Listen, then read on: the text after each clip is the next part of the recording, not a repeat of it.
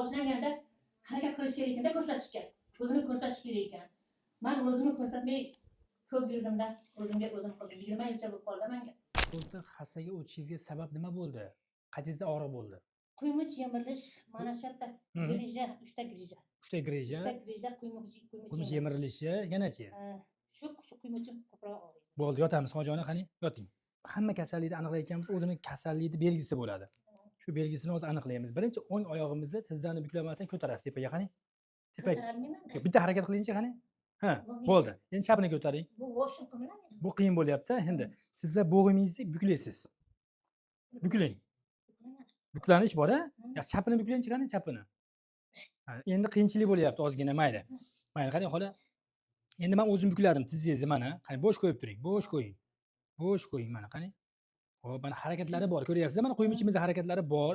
Qiyinchilik bilan bo'lsa ham endi chapini ko'ramiz. Qani, bo'sh qo'yingchi. Chapida harakatlari cheklanib qolyapti Hojiona. Ko'ryapsiz-a mana? Xo'p, endi ikkala oyog'ingizni juplang Hojiona. Qani, o'zingizga torting uchini. Mahkam tortingchi, qani. Yaxshi. Hayotda quvvat. Bo'ldi, qarang.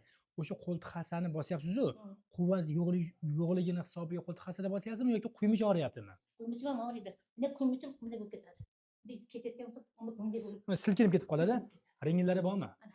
Quymichimizni ko'rganimizda, xo'p, Hojiona, bu o'ng tomoni. Ko'ryapsizmi, o'ng tomoni?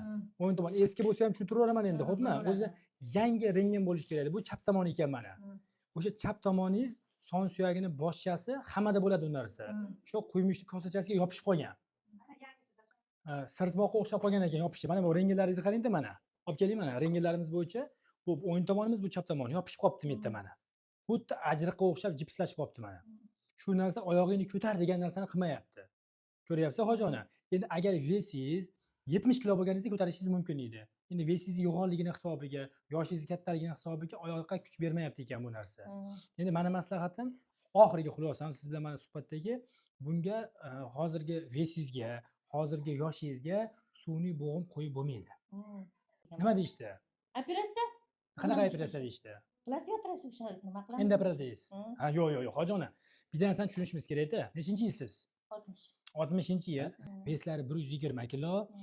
Qo'shimcha kasalliklari bo'lishi mumkin. Mana, mana qo'shimcha kasalliklar inobatga olgan holatda protezni mumkin basligini biz bemorga tushuntirishimiz kerak. Bu bitta protez deb aytib qo'ysa bemorga, bemorning ruhiyati cho'kib qolishi mumkin. Keyin davolanishni xohlamay qoladi ko'pchiligi. O'shaning uchun meni maslahatim, bunga faqat hozirgi holatda faqat lecheniya olib turasiz. Davolanib turish kerak.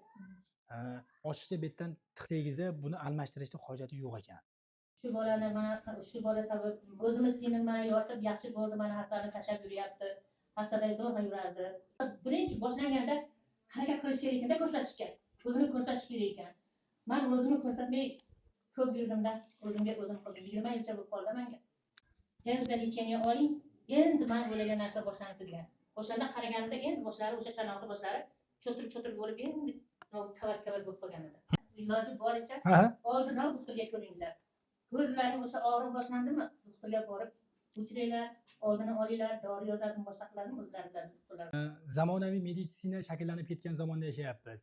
Endi mana siz yoshlaringizni inobatga olishimiz kerak. Ko'p lecheniyalar turi ko'payib ketdi. Endi meni maslahatim, bir etap bitta lecheniya qilib ko'raylik, holatingizni baholaylik.